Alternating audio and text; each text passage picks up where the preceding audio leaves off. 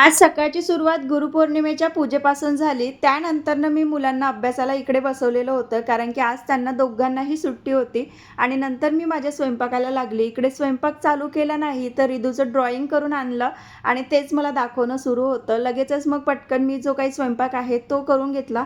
फक्त भाजी आणि पोळीच मी सकाळच्या वेळी बनवली, कारण की सणाचा स्वयंपाक खूप सारा बनवायचा होता. म्हणून तोंडी लावायसाठी ज्वारीचे पापड आहे ना, ते भाजले आणि पाऊस तर इतका होता, की दिवसभर थांबतच नव्हता. त्यानंतरनं स्वयंपाकामध्ये आज पुरणपोळी बनवलेल्या होत्या आणि त्या इतक्या मोठ्या-मोठ्या झाल्या होत्या ना, की खूप सारं कोरपाट भरून त्या पुरणपोळ्या ज्या आहेत, त्या बनत होत्या आणि तुटतसुद्धा नव्हता. याचाच खूप छान आनंद होत होता. त्यानंतरनं दिवे, पात्या सोबतच वडे वगैरे जे आहेत, ते सुद्धा मी बनवून घेतले. आता इथे माझा सगळा स्वयंपाक झालेला होता. नंतरनं जी काही पूजेची मांडणी आहे, ती मी करून घेतली. आता यावरचा सविस्तर व्हिडिओ तुम्ही नक्कीच जाऊन बघा. खूप छान आहे.